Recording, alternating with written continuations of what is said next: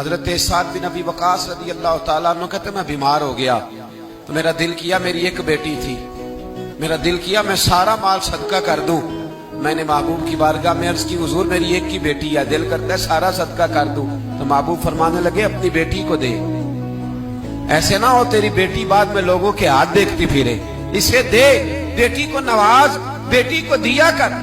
بیٹیاں اور میری رائے یہ ہے کہ جو مال بیٹیوں پہ خرچ ہوتا ہے نا، اصل کام ہی وہ مال آتا ہے، اصل کام ہی وہ مال آتا ہے۔ کبھی جائیں نا ہم لوگ بہنوں کو عید دینے، بیوی کو جو عید دیتے ہو بیوی نہیں دکھاتی پڑوسن کو، وہ کوئی نہیں دکھاتی، جو عید بیوی کو دیتے ہو وہ نہیں دکھاتی، کہتی تو نے کوئی احسان کیا ہے، سارا زمانہ ہی دیتا ہے۔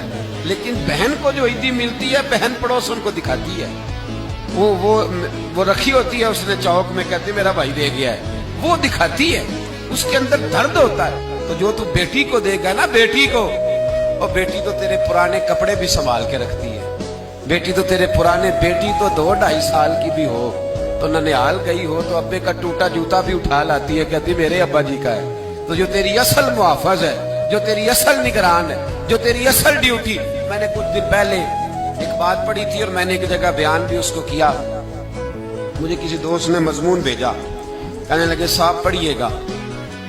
اس مضمون میں عجیب بات لکھی تھی، ایک شخص کا انتقال ہو گیا تو وہ ایک شخص کا پارٹنر تھا، کاروبار کرتا تھا،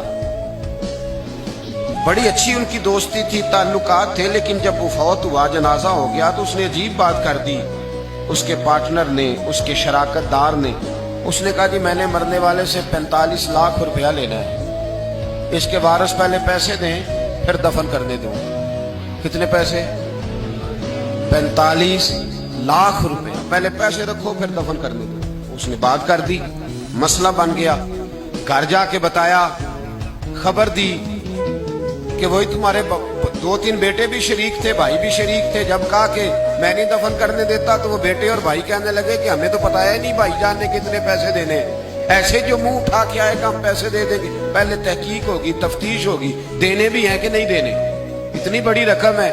کسی نے گھر جا کے بتا دیا، بیٹی ایک ہی تھی، اس کو بتایا تیرے ابے کو دفن نہیں کرنے دے رہے، کہلے پہلے پیسے رکھ۔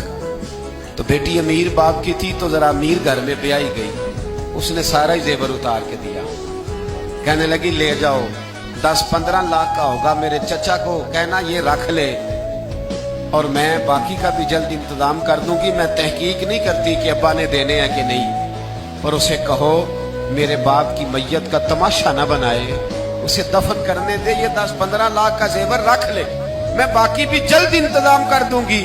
بیٹی نے جب وہ بھیجا نا 15 لاکھ کا زیور اور اس کے اس پارٹنر کو دیا تو پکڑ کے رونے لگا اور ہاتھ باندھ کے کہنے لگا سارے مجھے معاف کر دو، میری مجبوری تھی، میں نے یہ کہانی بنائی ہے۔ کہا بات کیا تھی؟ تو کہنے لگا یہ مرنے والا کہہ گیا تھا مجھے مرتے وقت کہ میرے بڑے وارث نکلیں گے، میں نے سب کو، اپنے بیٹوں کو، بھائیوں کو بڑا دیا ہے زندگی میں، یہ میرا 45 لاکھ رکھ لے اور ذرا دیکھنا میرے مرنے کے بعد میرے دکھوں کا وارث کون ہے، دیکھنا میری تنہائیوں کا وارث کون ہے، دیکھنا میرا اصل وارث کون، یہ 45 لاکھ اس کو دینا۔ کہنے لگا میں نے بڑی تجاویز سوچی تھی، یہ تجویز مجھے پسند آئی، لینے والے تو بڑے نکل آتے ہیں، اس کی اصل وارث وہ بیٹی ہے جس نے 15 لاکھ بھیجا ہے، میں نے 45 لاکھ لینا نہیں، میں نے 45 لاکھ دینا ہے۔ اب میں اس بیٹی کو دوں گا جو باپ کے دکھ کی وارث بنی ہے، جو اس کی آزمائش کی وارث بنی، جو اس کی تکلیف کی۔ کیوں نہیں بیٹیوں کو حصہ دیا جاتا؟ کیوں ہم ڈرتے ہیں؟ کیوں سہمے رہتے؟ بیٹوں سے بلیک میل نہ ہونا کہ بیٹا میرا اس طرح کہے گا، اپنی قبر پہ بوجھ نہ ڈالنا، صبح قیامت حساب دینا ہے، اللہ سے ڈرنا، بیٹی کا حصہ بر وقت بر موقع۔